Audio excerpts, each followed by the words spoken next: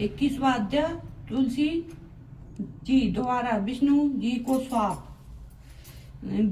व्यास जी बोले, हे सतन कुमार जी, भगवान विष्णु ने पतिव्रता तुलसी को किस प्रकार अपने अधीन कर लिया, किस प्रकार पतिव्रता धर्म का पालन करने वाली देवी तुलसी को एकाएक धर्म से विमुख होकर अधर्म का आचरण करने लगी। कृपा कर इस कथा को मुझे बताइए। व्यास जी के प्रश्न को सुनकर सतन कुमार जी बोले कि हे महामुनि, देवताओं के हित का सदा ध्यान रखने वाले भगवान विष्णु ने अपने आराध्य भगवान शिव की आज्ञा पाकर उनके द्वारा बताए गए कार्यों को पूर्ण करना अपना अध्यय माना। तब तुरंत ब्राह्मण का वेश धरकर शंखचूड़ से उसका कवच ले आए। तत्पश्चात वे अति शीघ्र दैत्यराज शंखचूड़ के नगर की ओर चल दिए। भगवान विष्णु ने दैत्येंद्र के नगर के समीप पहुंचने से पहले ही अपना रूप बदल लिया। उन्होंने शंखचूड़ का रूप धारण कर लिया। फिर वे देवी तुलसी के पास पहुंचे। अपने पति शंखचूड़ को सामने पाकर देवी तुलसी फूली नहीं समाई, वह उनके गले से लग गई।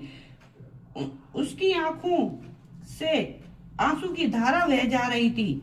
उसने अपने स्वामी को सिंहासन पर बैठाकर उनके चरणों को धोया और युद्ध का समाचार पूछा।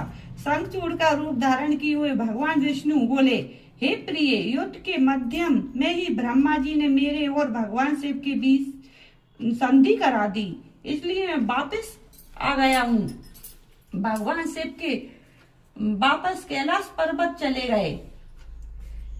यह कहकर उन्होंने देवी तुलसी की जिज्ञासा को शांत कर दिया। तत्पश्चात शंखचूड़ बने भगवान विष्णु तुलसी के साथ आनंद पूर्वक रमण करने लगे, परंतु झूठ की हांडी रोज नहीं चढ़ती।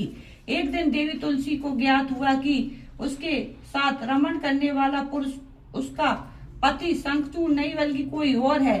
यह पता चलते ही देवी तुलसी आत्मगलीन से भर उठी। उन्हें स्वयं से घृणा होने लगी। वह क्रोध से वेश बदले विष्णु पर फट पड़ी। उन्होंने श्री विष्णु से पूछा, तुम कौन है? मुझे सच सच बता, क्यों तूने मुझ जैसी पतिव्रता स्त्री का पतिव्रत धर्म नष्ट कर दिया?